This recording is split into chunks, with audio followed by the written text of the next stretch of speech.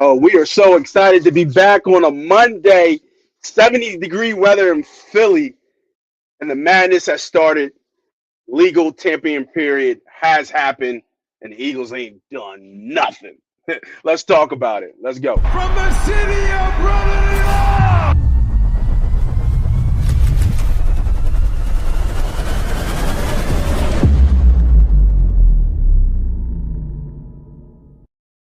Yes, I know. All day, baby. You know that. Let's hunt.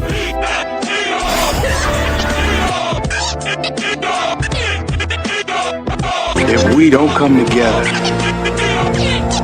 right now on this hollow ground.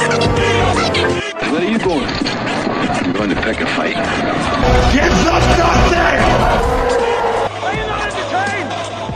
Are you not entertained? Is that why you are here? Let the games begin. This is where we hold them. This is where we fight. This is where they die. Money is nice, championships are better.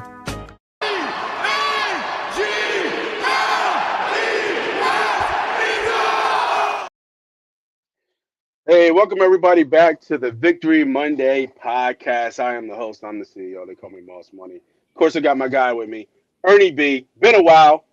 What's up, brother? What's going on? What's going on, man? You look young, Happy holidays. You look like you been in the gym, boy. I didn't see you in a little bit. What's going on, man? Hey, man, it's a holiday for me. So today's Yes, a great day. I know. Today's a Yeah, great I day. know. I look forward to this day more than most. I will compare this. I'll say this is usually more exciting than day 3 of the draft, which is big for me to say. But this is usually a pretty fun day. So far, pretty quiet, but it's usually a fun day. Yes. And I know Eagle Nation, Eagle fans out there do not like that. But we'll get into it. We'll do all the spring cleaning as we enjoy this weather. If you're up in the Northeast or even mid-South, Midwest, Mid-East, I guess. We've got finally some good weather so far this week. So let's get right into it, man. Let's talk about all just the notables, right? We'll do the spring cleaning with the Eagles, but we'll do all the notable free agent acquisitions so far today. We'll talk about maybe any surprises you thought or, any ones that are kind of interesting. So I found this from NFL on Twitter, and these are all the kind of early signings of earlier in the day. There has been some more signings on here. Obviously, the one that hurts maybe a lot of Eagles fans down below was the Panthers kind of stealing away Phillips, and we'll get more into that when we talk about the Birds. A lot of these ones are kind of ones that we kind of expected, I think. A couple of them kind of surprising, but for the most part, I think all good signings by a lot of people. I guess I'll start it off here. I was surprised at how much. I wasn't, because that was always a rumor. You know what? I'm not surprised that Malik Willis going to Miami. I just don't like the fit. Yeah, I just don't like the fit. And Mike Evans to the Niners was a little bit surprising, I guess.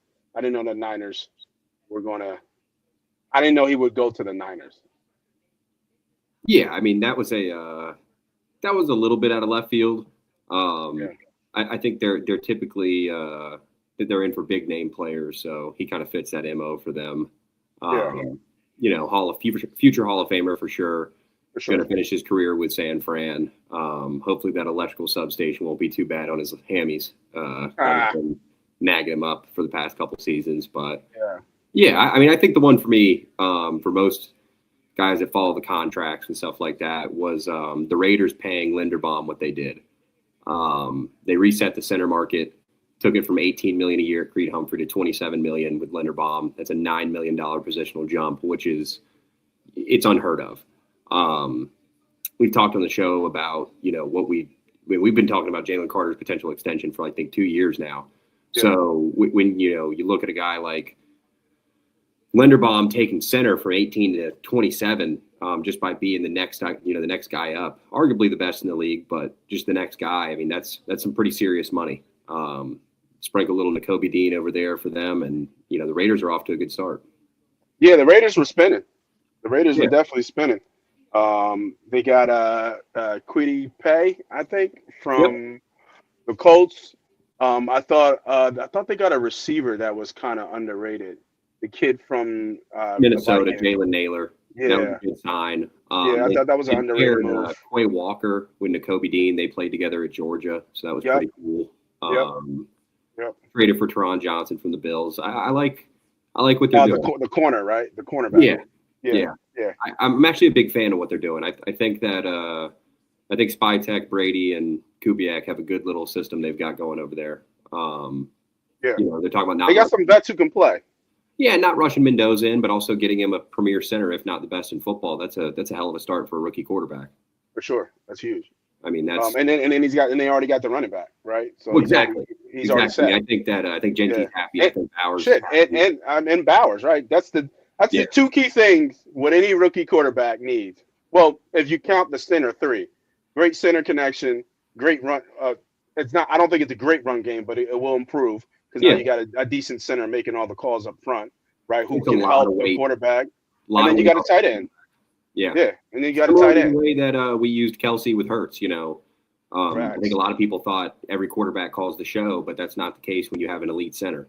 Yep, I think there's absolutely a lot of weight off of Mendoza's brain when he does ideally get to start because they're still talking about easing him in with a veteran as they should. Did they sign one? I don't think so. Not yet. Not yet. They still, they're. Gino's got to figure out where he's going next. I think they're going to formally release him if that hasn't already processed. I think that's. He was linked to the Jets along with Carson Wentz. So quarterback. I think we've talked about this. It really is a shallow market. Just with these kids coming out with a lack of experience, and teams don't want to throw them to the wolves too early. It's starting to show that is not really the way to do it.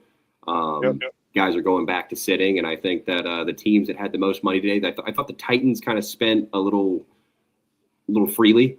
I think they just kind of had a lot of money and had to, kind of bring some guys in there. But I think that Vegas so far has won the day for sure. I'm actually pretty surprised how well they've spent their money. Yeah, I agree. And then talking about tight ends, not tight ends, quarterbacks. I'm sorry. Tua went to Atlanta. Yeah, that's Atlanta's got a lot of things they need to figure out. They got a first round pick with some off the field issues. So they've got some things going on. Real quick, this actually just came out from Jane Slater. Dean actually was offered a similar deal by the Cowboys, but went with his gut feeling and signed with the Raiders. So always F them boys. Nice little tidbit there from Jane Slater. She's ESPN, I think, for the Cowboys. So that's I'm glad to read that because I sent a message to the group chat this morning. I said the rumors and he was on the radar. He was on the radar. But the Cowboys opted for Thompson from the Cardinals instead of Blankenship. Blankenship ends up with the Texans. Dean ends up out there in Vegas. It's been an interesting day. It's been a very interesting day. It has been eventful. And then I think just some notable names that don't shake or move the needle, but sticking with the quarterbacks, Minshew went to the Cardinals. Mariota re-signed, and who was here? Petty what was his name? Pickett went to the Pickett to the Panthers. Yeah. Super Bowl champion Kenny Pickett. Super Bowl champion Kenny Pickett. So that was good.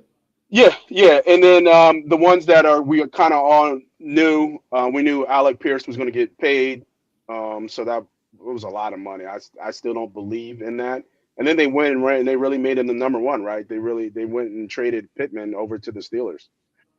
They had to free so in order to get Pierce's deal through on Wednesday, because officially that's when all the transactions will process. So teams do have a good little 48 hours to move some finances around. Yeah. In order to be cap compliant, they did have to move off of Pittman's contract. So the Steelers they jumped in at the right moment there. That was good for Pittsburgh. Yeah, and then I was a quiet fan of Isaiah Likely to come here. Yeah. I think the Giants have made some good signs. I like the Tremaine Edmonds going over there. Titans getting Wandale Robinson. That was probably one of the worst kept secrets from the combine. That deal's been done for a while. Yeah. Chiefs getting Kenneth Walker. That was another one that leaked out. That was pretty obvious. Yeah, that was obvious. The Rams are basically employing the entire Chiefs secondary right now, but they're going all in. So yeah, they're going all in. It's got to be Stafford's last year. For sure. Yeah, that's my thought. For sure. They'll run. I think they'll run it back. I don't think that. I am a big Stafford fan, but I don't know. I don't know if they can. I just don't know. The defense is sound, but it was interesting that I think there was a rumor they snuck in to see where AJ was about, which was really surprising to me. Well, so not to correct you there, but they were on his list of preferred teams. Oh, it was on his list. It wasn't. Yeah, so we don't technically know whether they inquired or if that was just part of his list of teams. Okay. That he would play for. Yeah, I thought that. I thought they were on his list. Yeah, so I think that's just. I'm sorry. Other way, I thought they reached out. My bad. I think that's just solid practice by the Eagles, doing right by arguably their best receiver of all time. We're not going to ship you to Cleveland as bad as the fans want that to happen. I don't think they're going to. They want it so bad, and he'd probably go out there and ball too. Wherever he goes. I mean, we're talking about 1,400 yards. It's coming. So don't. For sure. It doesn't matter. He's ready. Yeah, as long as his knees hold up, bro, he's ready to rock. How about this? Anywhere he goes, he gets 1,400. If he stays, does he get 1,400? No, he doesn't get 1,400 if he stays. No. Come on, we've. This is this offense needs some TLC, and I just don't. Not to dive too deep into it, but I just think at this point they need to save some face here, and I think the big thing, and that really all that matters here is the dead cap hit that everybody likes to talk about, but it's the $113 million in future cash that Mr. Lurie would save by moving off of Brown now, and that's where when the owner sees something like that, you can save $113 million. I mean, that's quite the number. Yeah, especially with the players that he needs to re-sign, and we'll get into bird talk now. But we'll start on the free agents. So, like we talked and started the show, Eagles have been super quiet, right? Super quiet, and people are making. I mean, it is a good thing, but it's like I feel like it's overreacting a little bit. Because I do see now a lot of holes, and holes that weren't there now are there. And we can argue what might be the biggest need on the team moving forward, and we'll get to that. But right now, I know you got your ears to the streets in terms of the Eagles news. Any free agent targets that the Eagles are looking at or looking for right now that's at least on their radar that you know of? I haven't seen anything. I've been kind of searching a little bit to see, but I don't got anything on any, on, a lot of fanfare, right? A lot of fanfare about what they want and what we want, but nothing solid information that I have. Well, I think the first thing that I just need to preface this with is that they're not big fish. They're not big game hunting right now. If they were going to spend money on a player, it would be an internal free agent, somebody like Jaelen Phillips. And what the Eagles do when they get to this part of the offseason and leading up to free agency is they have a walkaway number for each of these players. Once the negotiating period hits the walkaway number, they tell the player it's time for you to just go get your bread, go get your bag wherever you can get it. We appreciate you. This is just part of the business. So let's say Phillips' walkaway number for us was 25. Right? Let's say we offered him a 4 for 100, maybe 75 guaranteed, maybe 60 guaranteed, something around there. Could be less. There's no telling. When the Panthers come in at 30 APY, that puts him among some of the highest paid pass rushers in the NFL. The player's got to do what's best for him. For sure. Phillips is coming off a couple major injuries, so the fact that the Panthers were willing to bet on him like that with that kind of guaranteed money, you got to respect it. And this is a lot like last year. And I think that, fans need to come to the understanding that when you draft and you develop and you go to pay these guys, you can't pay everyone. And you can go listen to what Howie Roseman and Sirianni said right before the combine. Howie laid it out for you. I mean, he told you we can't bring everyone back. As much as we would love to sign these guys, this isn't baseball. It just doesn't work like that. So you see these guys walk. People are upset because they love the player. The city is a big fan of the guys. You hate to see Cooper's best friend leave, but Cooper's best friend leaves so that you can keep Quinyon Mitchell in town. Jaelen Phillips leaves so ideally we could pay Jalen Carter or Jordan Davis getting that fat check that he got. Yep. So it's I think this is the embarrassment of riches phase that the Eagles fans typically don't like to admit is real. But that's why the comp pick formula is involved.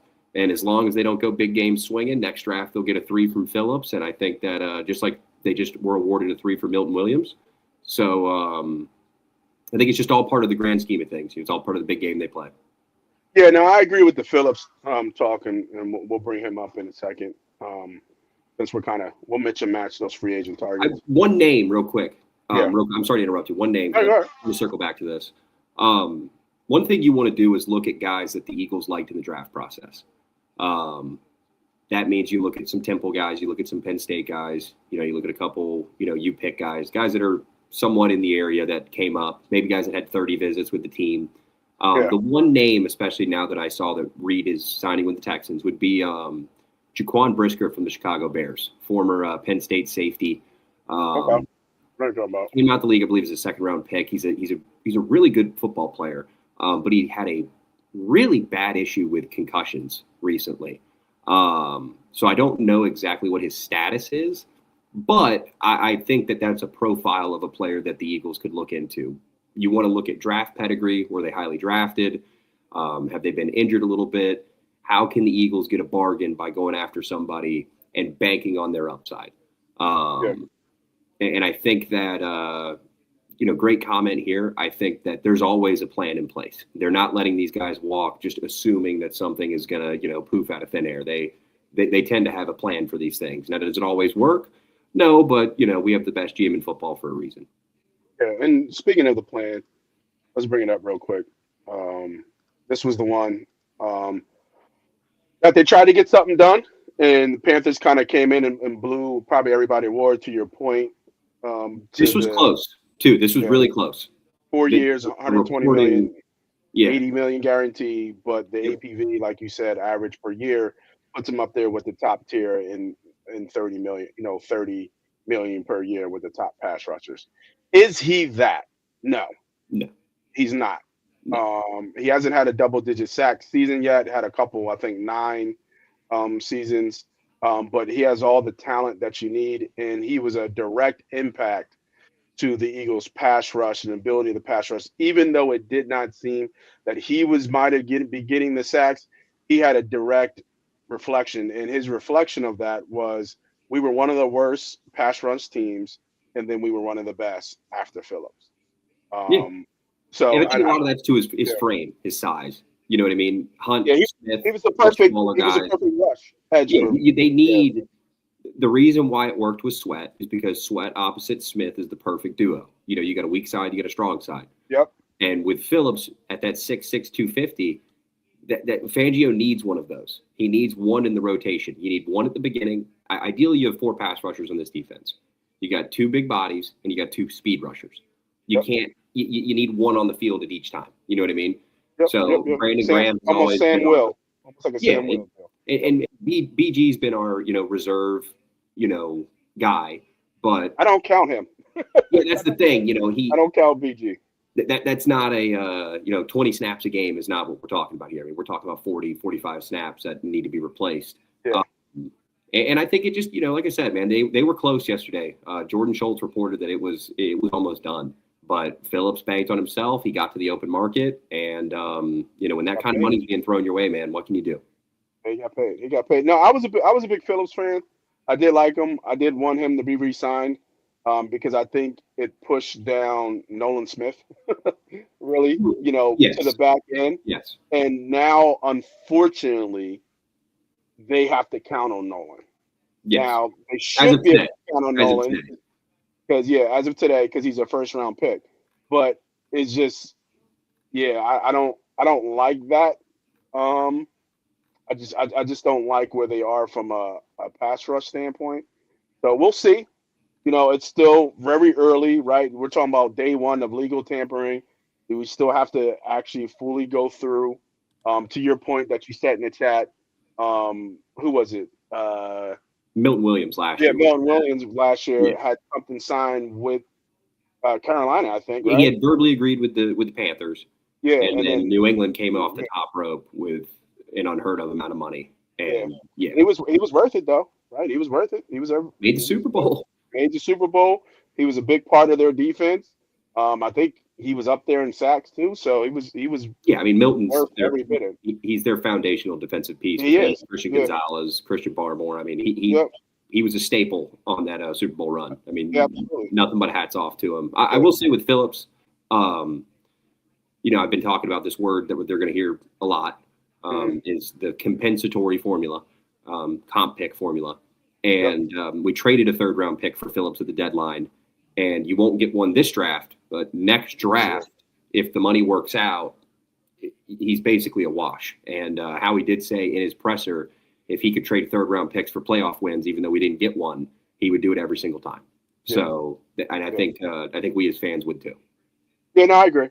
I think it sucks to see him leave because I think he was the ideal and premier pass rusher with some upside. Legit starter, good against the run as well. But unfortunately, you can't pay him all. And if him leaving means I sign Carter to his extension, then obviously, we're good with that. Everybody knows we weren't paying That's that it. type of You money. just wipe your hands and keep it pushing. Yeah, keep it pushing.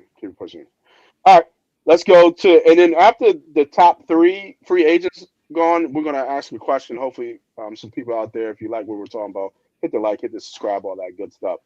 Who was the biggest loss out of the 3?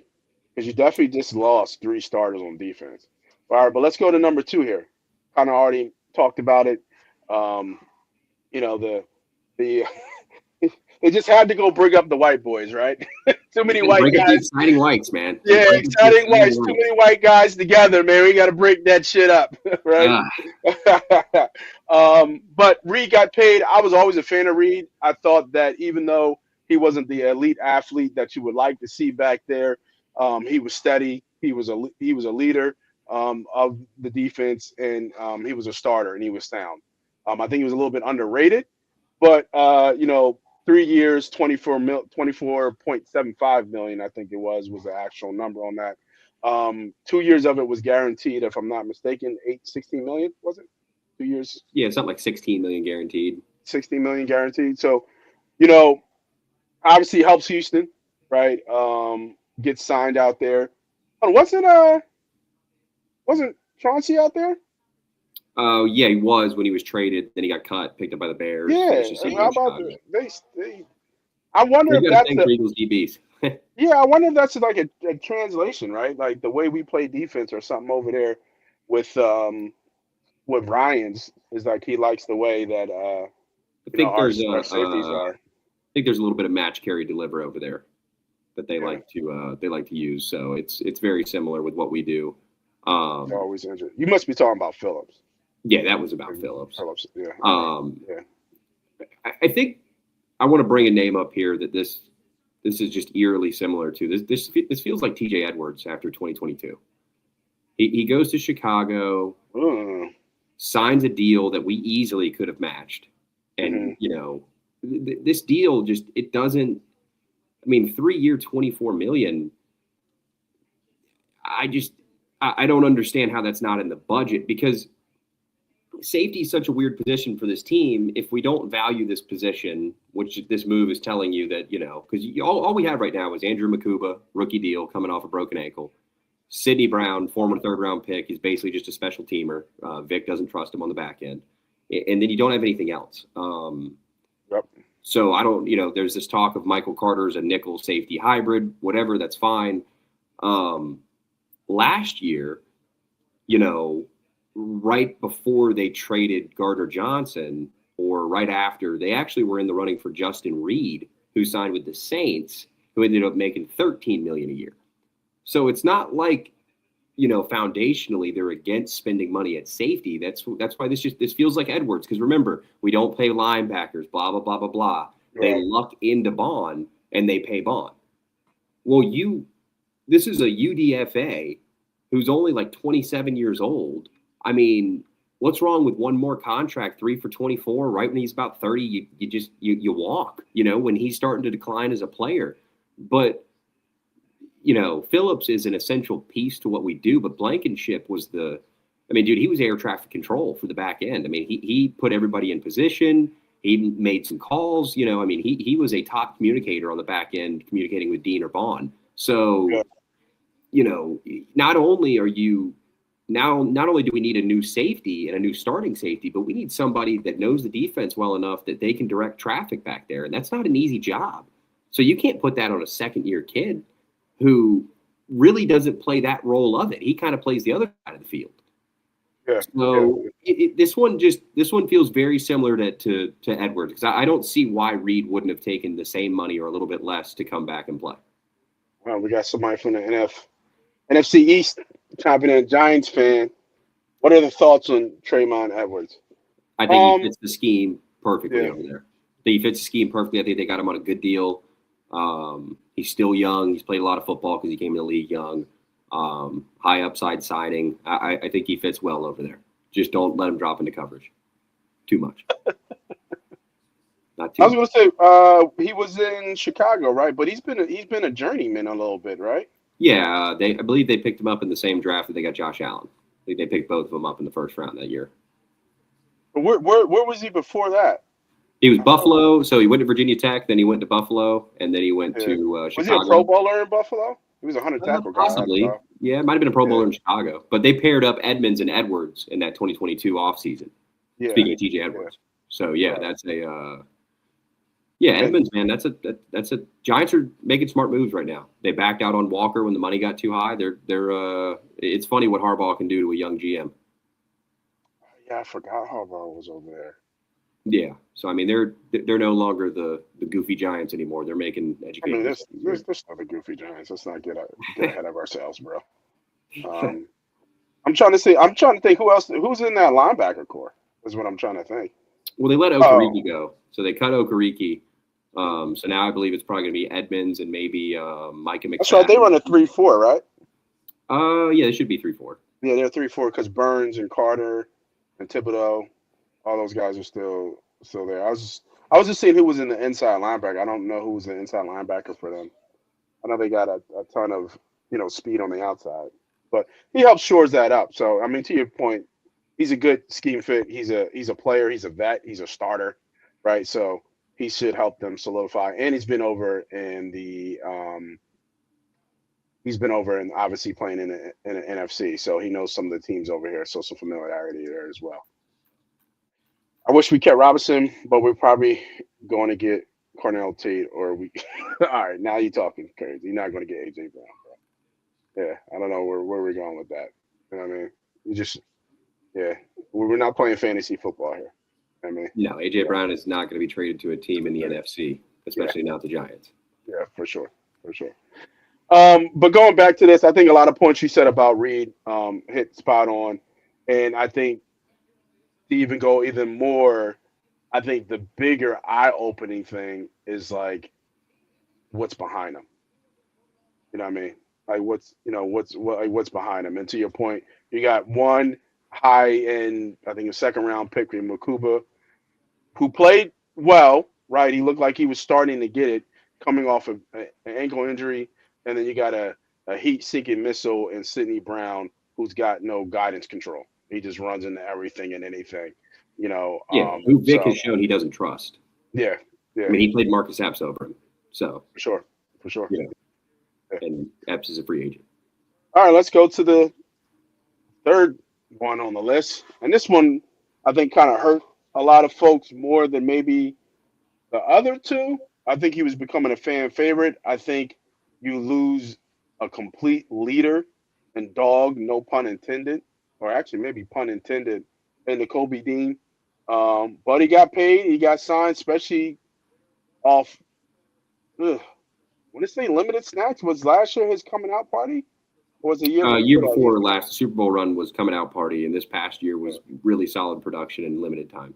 Limited time, yeah. So hopefully he can stay healthy. He'll look, he'll probably look kind of nasty when in the black and silver.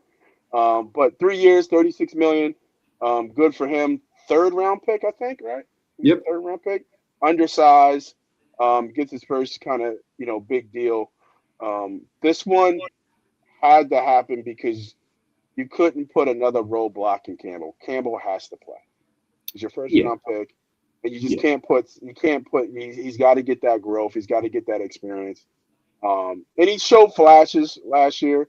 I think his more natural spot is the inside linebacker instead of them trying to move him around outside. Just the way he played last year. I'll tell you what, he'll be great in coverage, and he'll see if he can get the run fits.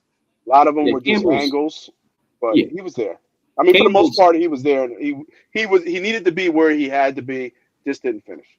Well, yeah, and the one thing, remember, he had torn labrum surgery right before the draft, so he wasn't really able. He had to get cleared. He hasn't had an off season of true work. So I would expect when training camp or OTAs comes around that Campbell's going to come in there looking like the dude. You know what I mean? I mean, he's going to come in looking like he's on steroids, and he's not on steroids. I'm not saying he is, but he's going to come in looking like a freak. Yeah, I believe it.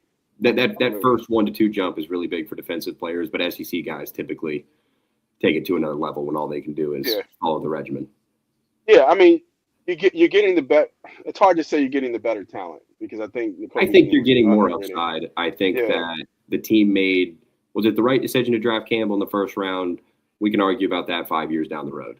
The question was that he was the best player available on their board. They took BPA. Dean was coming off of torn patellar tendon that usually ends careers. So the fact that he came back and has looked like he has is unheard of. He got the starting job when he got back because Fangio trusted him more than anybody else. I mean, this is, this was another one. There was just, this is more of a log jam. And I've said it a couple times. I am really having a hard time getting used to the Eagles having a plethora of off-ball linebacker talent. That is just, it's weird. It was unheard of. Yeah, it was weird. It was weird, but good weird. But hey, it is what it is. I think his leadership will be missed most, and just the tone. He just set a different tone for the defense. I think they need. Bond's not really that guy, and that's kind of what I was hitting at with Blankenship too. I mean, Blankenship was one of the big leaders. He was a captain last year. Yep. So, I think I think you're losing. I think the weight of the locker room with Dean and Blankenship outweighs anything Phillips could have been. Obviously, Phillips was the big name edge rusher you want. Gets paid a lot of money. Dean was a logjam at a position. We could justify everything except this Blankenship deal. That's about the only thing that we could sit here and really, have a conversation about. Everything else is just, it was bound to happen. Okay. So we just went through the big three, and we'll get to the last one that could be a needle mover if you look at it the right way. Let me put it up here. Ooh. In your opinion, let me see. How do I want to phrase this? In your opinion, who was the biggest loss? I'm going to say Blankenship, as of right now.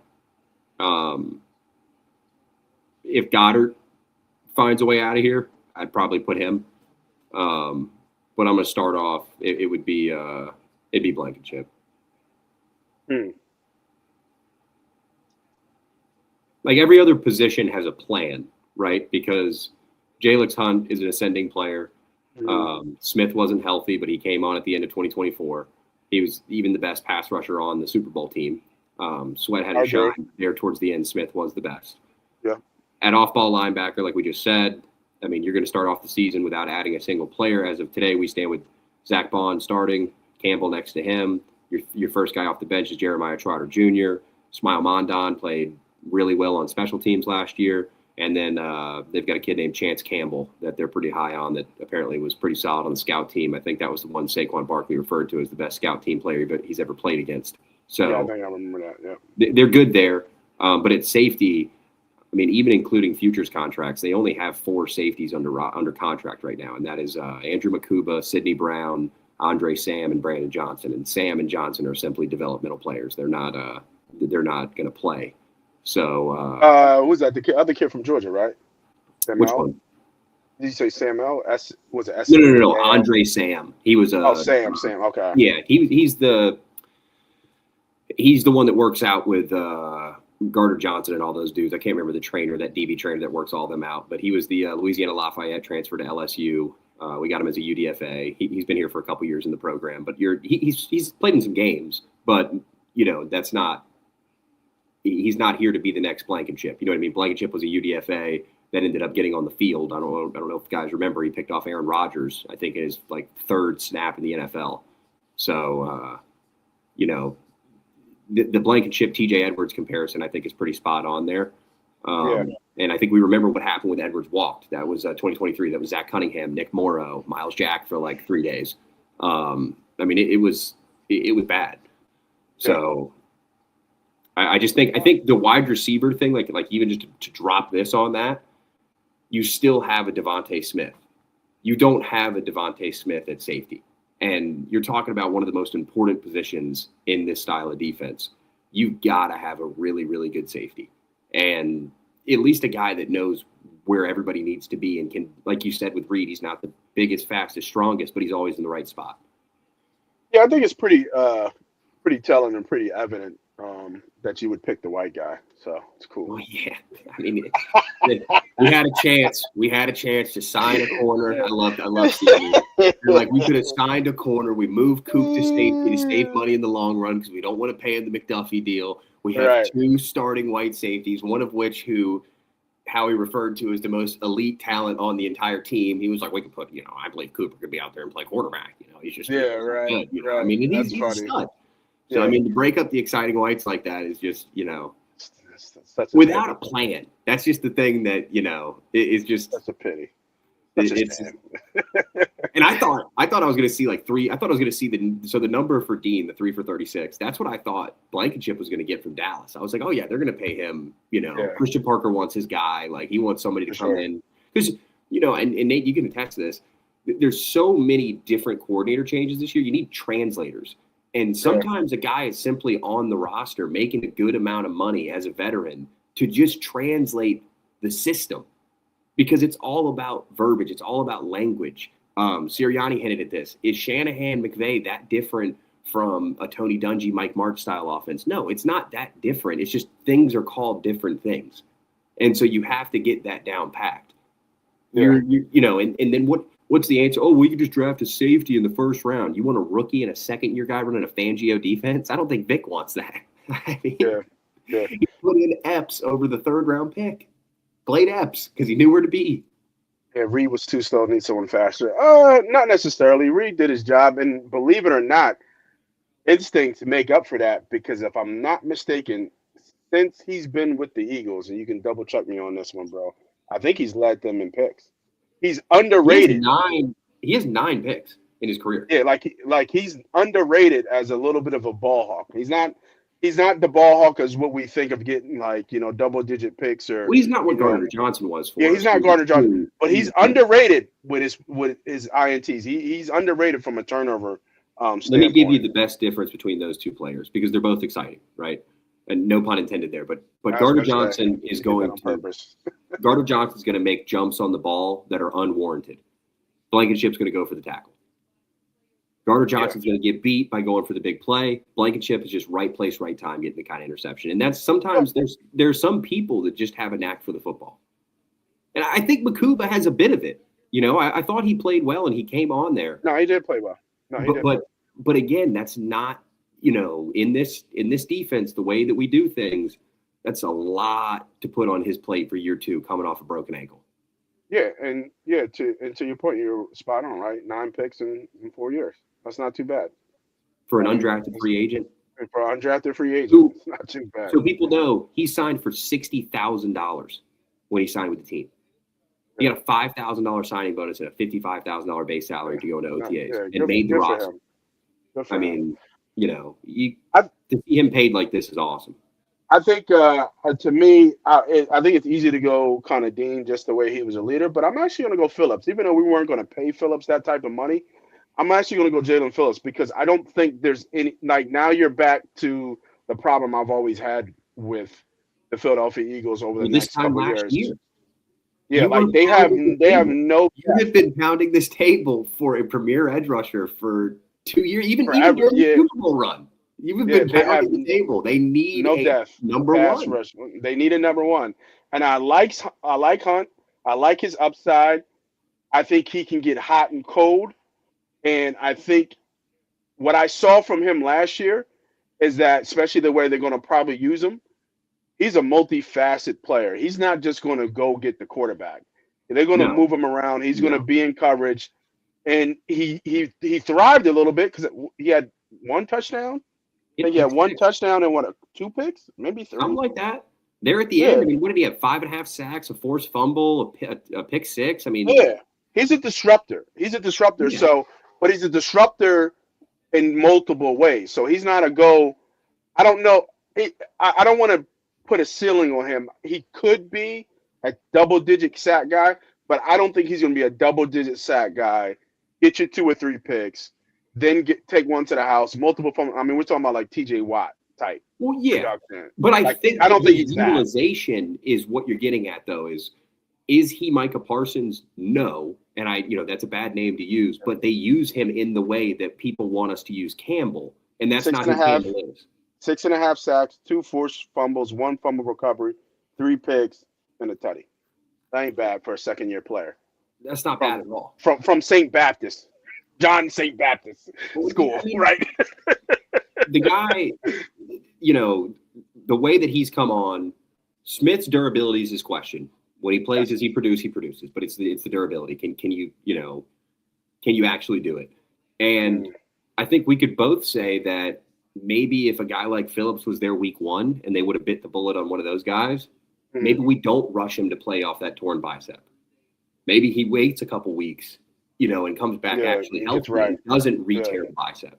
You're talking about somebody going to come back looking like he on more steroids. Jesus.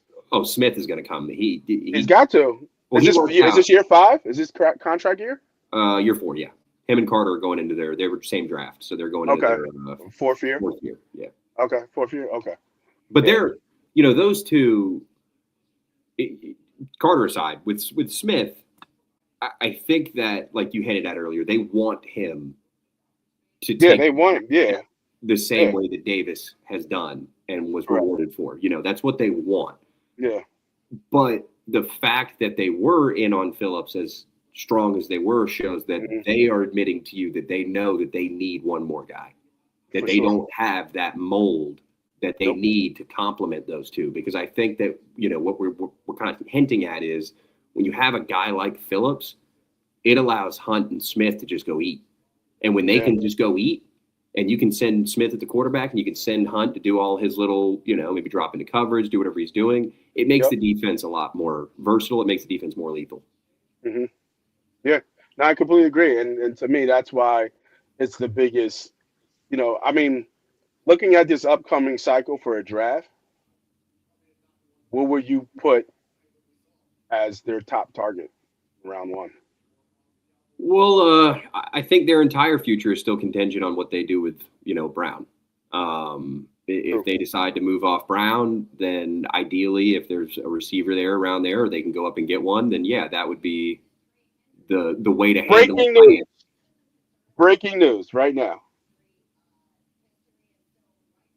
I think I'm on board with trading Brown. I think, and the only reason why I think I'm okay with trading Brown now has nothing to do with AJ Brown doing all his other, whatever people think. I'm still Team AJ all day. I still don't think this team makes it to the playoffs if AJ Brown's not on this team. But if we're going to lean into this rebuild per se, kind of almost, right? They don't. That word's not allowed in that bill. Retool. There you go. Retool a bit, and we have to pay Carter. We're gonna back up the Brinks truck. Cooper, going to back up the Brinks truck. Mitchell, we're going to back up the truck. Then we need draft capital because we just can't pay them all. And those three guys are part of your core on defense.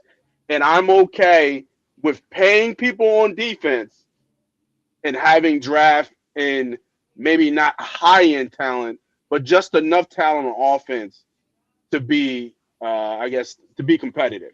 Well, Offensively. also, if AJ's gone, they're going to pay Devontae more money.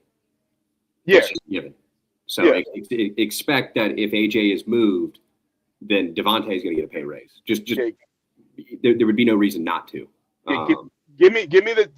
I think quote talk is they dropped the asking price to, or they are okay with next year's first round pick versus this year's first round pick is from what I've heard. I don't know. They would how true it is. rather have future assets no matter what. Right. They already have 4 picks in the top 100 this year. They're not really looking at pick 31 as a first round pick. Okay, agreed. They are valuing 2027 and 2028 assets more than they're valuing current 2026 assets. Yeah. So it's always been New England. It's that's the song and dance here. New England does not want to bend the knee to Howie in what he wants, which is a 1 and a 2. I think a 1 and a 3 probably gets it done. I heard that was the rumor, but the Eagles turned it down. Well, nobody's made an offer yet. So Diana Rossini had it. There has not been a formal offer yet. But the way it works is New England calls. They say, what's the price? Howie's always going to start here because you're only going to work your way down. Anytime you sell something on Craigslist or Facebook Marketplace, you start high, you work your way low. But this idea that they're willing to move forward with him, I just don't get that sense anymore. I think that both sides are ready to move on. And I think that the Eagles just want to get what they're, again, probably the best wide receiver in Eagles history. They want to get their worth out of that player. Yeah, I agree. But the other side of it, like I hinted at the beginning of the show, there's $113 million that Jeffrey Lurie can save in cash by moving A.J. Brown now. And New England then pays that money. We take our dead cap hit. Take your punches, keep it moving, and that's going to set up what they do in the draft. And it's doable because if you look at Tua, right? I mean, if you look at Russell Wilson, but Tua, I mean, they're spreading out for $100 million dead cap hit over 2 years. So it's not unheard of. Part of me is still not trade AJ because I think AJ makes Jalen the elite conversation that he's in. Without AJ, I think Jalen falls down. I think the whole offense falls down, and I think we see how much A.J. Brown meant to this team, and specifically Jalen Hurts' success. But without A.J., and now without Jahan Dotson, right? He signed 15 years, 2 years, $15 million, which I think is an underrated move to let Dotson walk. Even though I do like Cooper. He gets his first shot as wide receiver 3 as long as AJ's on the team. But if AJ's not on the team, Dotson's not on the team, man, this receiving core looks slim and thin. It does. Dotson was never going to come back. That was never going to happen. I did see that the Falcons are very excited about Dotson. They think that he's got a lot more left in the tank and can be, a pretty good complementary weapon there next to Drake London. And now he'll be the 2. Alameda Zaccheaus is back over there, former Eagle. He'll be the 3. Dotson just, the offense as of late. Now I don't know what this new one's going to look like. We'll see. But the offense as of late has been a cardio workout for the wide receiver 3. And Dotson's not really a take the top off the defense kind of player. Whereas Quez Watkins kind of fit that mold more. Dotson's not really that guy. He kind of clashes in between of what Smith is and what Brown is. I thought initially when they made the move, I thought it was the right direction to go in. I was like, all right, this makes sense. You know what I mean? I could see them, why they did it. But the ammo that they gave up for Dotson and the return they got out of Dotson, people talk about how great Howie is. This was a blunder on his end. I mean, this one didn't work out. Yeah. I would not trade him. If so, who do you think we can have? And I'm assuming you talk about my AJ Brown talk. I mean, it's going to be just draft capital, right? If we trade him, and then we're going to just find, we'll let Howie do his magic in the draft. Whether he moves up, he stays pat. This cycle, from what I've seen so far, um, defense of line is super deep in this draft class. I think receiver has some depth to it as well. Haven't really looked at the O lineman, but there's some top tier O linemen in the top tier. I don't know how deep that class goes.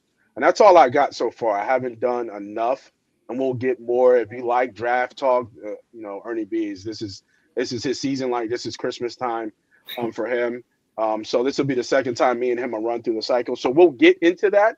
So if you like a lot of that talk, you like draft, you like this season, you like this part of football, make sure you hit the like, hit the subscribe, come on and follow us, and come on to the money team. But it'll be draft capital. It won't be a player. It could be a player, but not from New England, because that's all right. That's there, right? Buffalo got their guy from Chicago. Well, not their guy, but they got a quote unquote number one receiver. Pierce went back to the Colts. Yep. Right. Who else was out there? Kind of. Mike Evans was really the last big receiver name. Yeah, that was kind of rumored to be available. I mean, as of right now, with the Patriots not landing Alec Pierce, yeah. I mean, they got rid of Diggs. They released Diggs, so they're thin at receiver. Yeah, this worked out about as solid for Howie Roseman as it could, in sort of trying to get the most out of New England. Which I don't really understand what the hesitation is. If I was New England, I would just move on it. Your window's now. You have a rookie, quarterback on a rookie deal. You just made the Super Bowl. If Diggs was able to give you 1,000 yards and boost you up, what would AJ Brown do? I mean, and he wants to play there. He grew up a fan of the team. I mean, I don't really see why they wouldn't just cough up what the Eagles want. Obviously, they need to come to an agreement. But the scare from New England side is they know that their first round pick this year's pick 31. So people realize that that's valued in the trade charts as a second round pick. So in the Eagles' value, that would be, let's say, if they traded him a 1 and a 2 this year, that's almost 2 2s, and that's not enough to get the job done. The problem is next year, if New England, let's say they do trade for AJ Brown and he gets injured or misses a large part of the season, they get bounced in the first round. That's not pick 31 now; it's pick 19 or 18, something like that. So the value there, it can change so much. The reason the Eagles want future picks is A, the 2020 a lot stronger than the 2026 class. B, Roseman has the freedom to do this because he has the best job security in the league. So he can acquire future assets. Like this year, our extra third round pick is from Hassan Reddick, and that's just coming up in this draft. So it goes to show that in the past, Howie's always been willing to take on future assets as opposed to current draft capital, just to kind of spread out all of his winnings and things.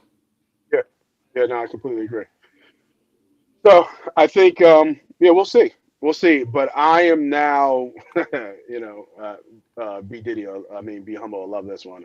Now switching sides, jumping the fence. And I'm actually kind of I think I got on the train to trade AJ Brown just because I see how things are moving and how many how many players we need to play, right? Because you can't let those through. There's so much BS talk out there about trading Jalen Carter. You do not trade Jalen Carter. You know what I mean? Unless it's unreal, like 3 first round, like something unheard of. I don't care. I'm not giving up 2 first round picks for him because he's a generational talent. Like, you got to understand, Carter is a generational talent. And let's remember the rumors were they received trade calls on Jalen Carter. Yeah, it wasn't Jalen Carter's up for trade. It's a team being like, well, if you're trading AJ Brown, what's the price on Jalen Carter? Yeah. And Howie's going to say, what do you got? I mean, because again, like you said, if you blow the doors off, we'll give you 2 first round picks and a player or whatever it may be, maybe more than Crosby. You do that, man. I mean, you don't, at the end of the day, it's a business. But right now they are trying to negotiate with Jalen Carter. That's per John Clark of NBC Sports Philly. So they are trying to negotiate with him right now. he's represented by Drew Rosenhaus, one of the best agents of all time. And Drew makes sure that the Brinks truck is backed up to the building for players like this. And I think we talked about this. You said 40 million, right? I think it's right now you're looking like 34 and a half, 35, somewhere around there. Because it's got to be more than Chris Jones. And it's I said it could be up to 40, but he didn't play well last year. So I think the Eagles would like to get it done now because he didn't come off. If he would have gone all pro and done, not been hurt, didn't have the PRP injections and all that, then I think we could have been talking about a crazy number. But I think we're looking, somewhere around 35 million a year, but it's a lot. It's gonna be up there. Yeah. It's gonna be up there. Well, somebody else who got paid a lot, but earned it. Big fella. Yes, sir. Jordan Davis gets extended, 78 million, 3 years, become the highest paid nose tackle in the game. Well deserved. He put in the work, and I think when you hear him speak, he's starting to become the leader of that defense. Yeah, this is the new. He's the new Brandon Graham. This is the locker room guy. This is the This is your good vibes guy. This is the guy that just keeps everybody up, keeps everybody together. Always smiling, always happy. Oh yeah. The media loves him. He's big in the city. He beat the bust label, which for a nose tackle is hard to. Ridiculous. Yeah, it takes time. Ridiculous. But not even that. Like he's just not. He was never built to be the pass rusher that people wanted. He's not that, and he's still not that. No, he's still not that. No, he's not. You know what I mean? That's he's why not going to be that guy. The pairing of Davis and Carter is about unstoppable. But when you single them out individually, talk about moving one or the other, it's kind of like, I don't, I kind of need them together. That's the package. That's what I'm buying in on. Yeah, I agree. Again, well deserved. I think he still has more room to go. And it's not really just from a passing standpoint. I think he can be more disruptive. Right. I think he can be more disruptive. And it's not just the passing game. Like he could be a clog, where you think twice about running on either A gap or even B gaps, because he just takes up so much space and he requires so much attention that you have to run around him. And even if you get him moving, he's so goddamn fast. Like it doesn't matter. You know what I mean? And he can chase things down. So again, I think if he keeps going on the way he's going, keeps continuing to transform his body the way he needs to be and to sustain, I think he's got many years ahead of him. And one thing is great. I think this extension doesn't kick in till the following year, right? So next year they'll be on the regular. Yes, they worked the 5th-year option. This is done the same way that Devontae Smith's was done. We talked about this on the show a couple times. Yeah.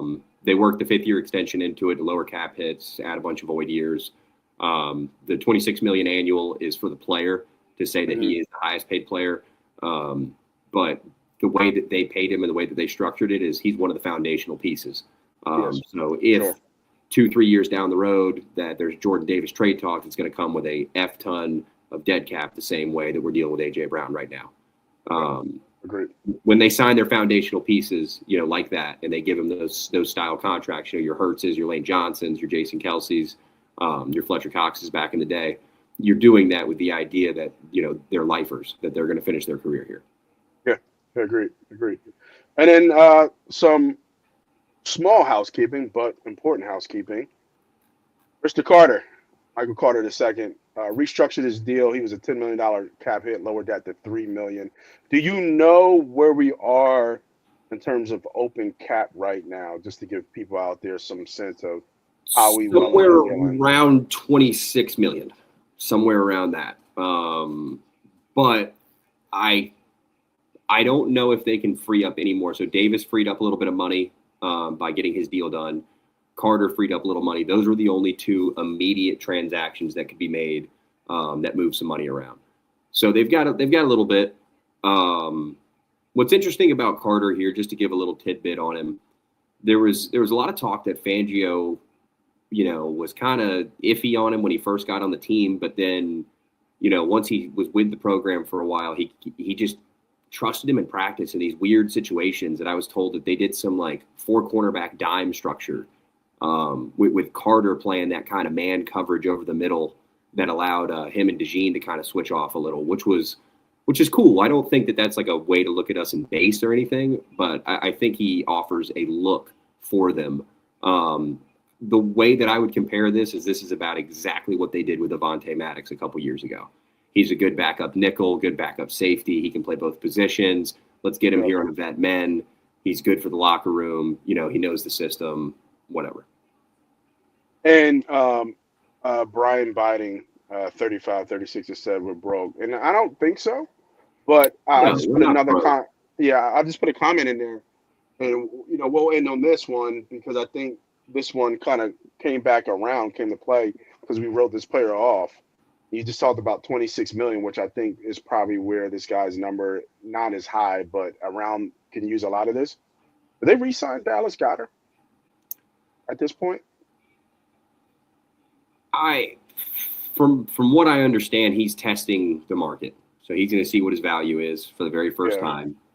He's going to freely talk to teams, kind of see if he can get signed. I really thought the Chargers would sign him. They opted for Charlie Kolar, former Ravens. So, yeah, the Goddard situation's weird because they had him take a pay cut last year from like 14.5 to 10. So they took $4 million out of his pocket and then told him, prove us wrong. And he broke the tight end touchdown record for the Eagles. So, love it how that happens. I told her, I said, as soon as they did that, I was like, he's going to play every goddamn game. Wow. Yeah, for the first time.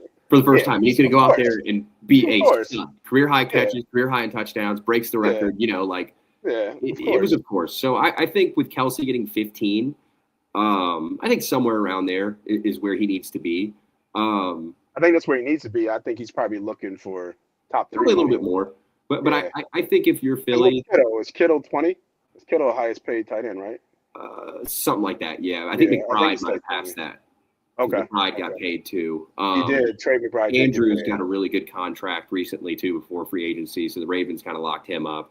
Yeah. You know, Dallas is funny, man. I think that, you know, I hate to have this black cloud over us, but with A.J. Brown's situation looming just financially, I think that they'd love to offer Goddard $15 million right now, and I think that might be what we're talking about with Blankenship. You know, they might have really wanted to pay him that money, but until they figure that situation out, they can't really do their books.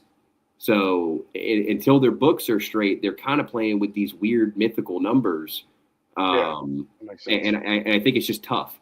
I think it really is just tough. So Goddard's one I thought would be done. I'm surprised that we just got through an hour-long show and did not have a single fart of information outside of the fact that Nakobe Dean totally chose the Raiders over the Cowboys, which I love. This is what we do, man. This is what we do. Come on, man. I love to hear. But the memes going on around right now on Twitter are awesome. It's, damn, these boys are really choosing the Raiders over the Cowboys these days. That's crazy. That's what we do, man. We come up here and we talk our stuff. We give people good information, and we give our opinions that might be with the crowd or typically against the crowd, and that's what it's about, man. About winning Monday, every Monday here on Victory Monday. So that is the show. Thanks everybody who joined and watched. Again, hit that like, hit that subscribe, hit that follow, support the team, please. We would love for you guys to keep following, keep listening, keep hitting those comments because we love the engagement. Next week we will start getting into the thick of it, man. To be honest, with the cycle, free agency, another round of free agents always there. I think Howie likes to pick some of those pickings. So hopefully we have some more Eagle news. If not, it's time to get into the draft. So again, if you like that type of talk, man, come on, take the journey with us. I'm Us Money. That's Ernie B. This is Victory Mondays. We will see you guys next week.